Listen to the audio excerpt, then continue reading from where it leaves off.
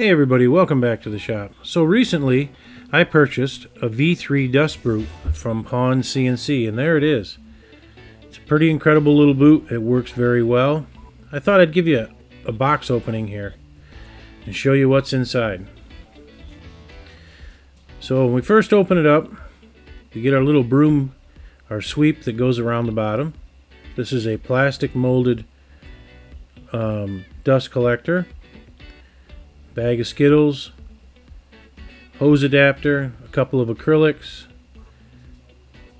And the way it works is there's a rubber piece around that broom that slides in that slot right there. Now you can slide it in like this, or you can force it in with a flat-headed screwdriver by pushing it directly down. And I'm working it around here, and once you have it to the desired length and it's in there, you'll clip it off with your side cutters as close to flush as possible. There again, using the flathead screwdriver to push this into that groove until that rubber is flush with the top of the plastic. This is a 3D printed piece of plastic. Make sure you support it well, otherwise it'll tip up and fly out of your hands off of the bench. But as you can see there, it's completely seated. Take the pliers and cut it off. And then the best way to trim it is with your jackknife or utility knife. Now you can cut it that way if you want to push the thing back out, but the best way is to go through the bristles and rock the knife back and forth until it's completely flush and completely smooth. Obviously this is a two-piece device. You can take the front off to change the bits.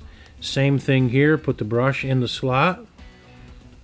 Once you get it where you need it, cut it off with the pliers. Be careful not to touch the pins when you're squeezing your pliers. Those right there, your pliers will want to grab that pin because those are magnets there, and the magnets pull the pliers in. So you got to be careful. Again, trimming it off so it's nice and flush to make a nice connection with the yellow piece. And there you have it. The bristles are on. On to the acrylics. Now you get two choices. One is a more open version to allow the spindle to pass through, and the other one is a more closed version which only allows the collet through. I'm going to start with the open version. So you peel off the plastic, not plastic, the cut paper covering. If you don't have fingernails like me, you use a jackknife to get it off. Two little bitty screws. Start them loosely. Once you get them in place, you can tighten them down. These are metric screws, Allen heads,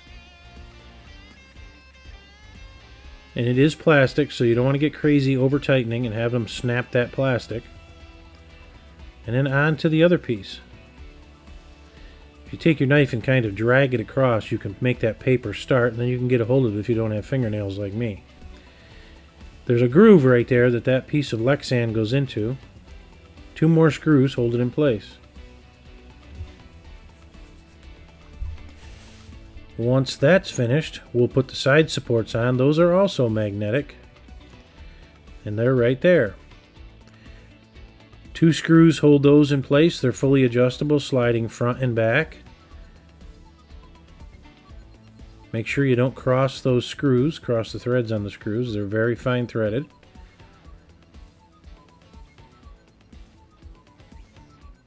Snugging it down. And you can just lightly tighten them up because you're going to adjust them later to ensure that the spindle is in the center of the dust boot. Now when I did this, I had a little difficulty getting the sticker off of the little P emblem there in the back, and I found a quick way of getting that off is with some acetone and a rag. Just simply rub it on and that sticker will come right off. Alright, now for the mounting bracket. Now I want to be honest here, I ordered the incorrect bracket, the wrong one. I simply messaged Dan from Pwncnc, and it was a matter of a simple exchange, and he sent me the correct parts.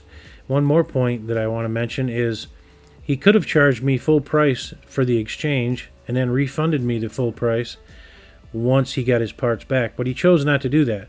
He looked into his system and confirmed what pieces I was missing and what pieces I needed to make this right, and he saved me about $40 worth of transfer time by only shipping me what I needed to complete the set. And I simply returned what I didn't use, and he refunded my money. No questions asked. And that's the kind of company you want to deal with. A company with integrity, honesty, and they do what they say. So here we have the side mounts. They snap on to those other black pieces that we put on. This piece, the dust boot, slides in from the rear of the gantry. Those are your uprights. They're held in place. They snap in, and then you'll put a screw in between the two pieces. Bad camera angle here, but I adjusted.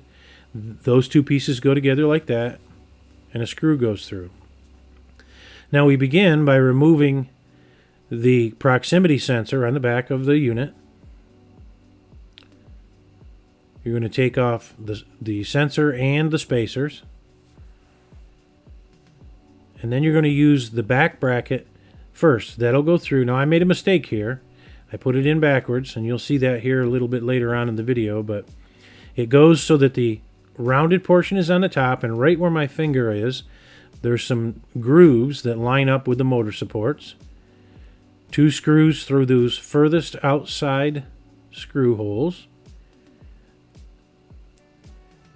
And that is what holds your left and right side slides on.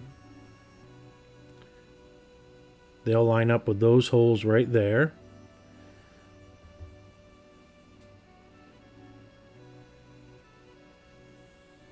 Passes through that back bar or back brace into the front pieces, and you simply tighten them down. Of course, everything you put together when you're assembling a project, you should only do to snug it up. It should still have free movement for adjustment later. Now I had some trouble wrapping my head around the way that two pieces went together, so I wanted to show you how it looks when it's assembled correctly. This one happens to be the left side, and as you can see, the screw heads are visible. The locking nuts recess into the piece of molded plastic on the inside, and they'll get hidden once you attach this to the back bracket. Now that was a mistake. Right there I learned that I had this thing in backwards. There was no way to mount the new proximity switch mount. So I took it apart and flipped it around, and as you can see here, we now have the 4 holes on this side, and the new mount goes in those 2 holes. These are plastic threads. They create their own threads in the plastic, so you don't want to get crazy tightening these down. Snug them up. Install the proximity switch on the new bracket.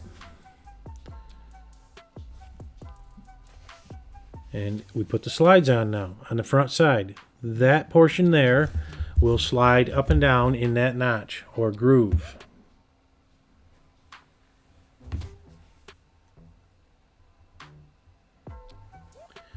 And they're held on by those metal brackets and 2 thumb screw locking bolts.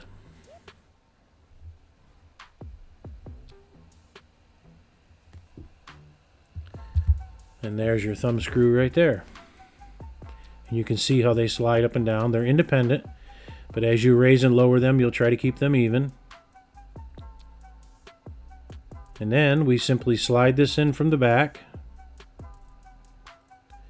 And as you can see, it's out of center, so I'm going to have to adjust those 2 side brackets that I showed you in the beginning. The dust boot itself needs to slide back. The brackets will need to go forward in order to achieve that. These brackets right here. When I started, I kept them flush with the back. They actually need to go the other way, all the way forward, in order to work on my machine. And once we made the adjustment, the spindle is now in the center and we're good to go.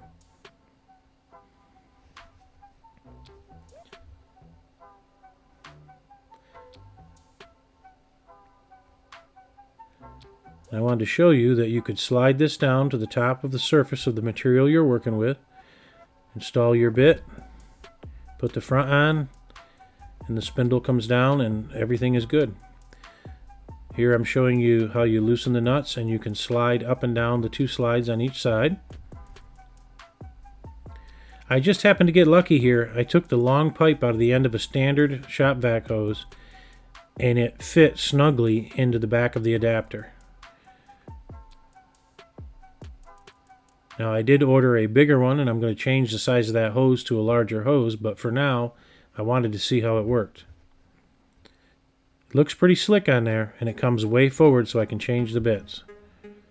Just simply break the front off and you have access. Now I must admit, I made a little bit of an alteration here. I started with the open and I continued with the closed Lexan, and then I rounded out a little portion for that locking button to pass through the clear glass. But other than that, you can see that that thing works very, very well. There's very little dust being pushed anywhere but into my dust collector. And I hope you got something out of this video. I hope you enjoyed it. I know it's not the typical video I do, but I was pretty excited about this dust collector, and I'll leave a link in the description below so that you can check out Pwncn's products, and we'll catch you on the next one.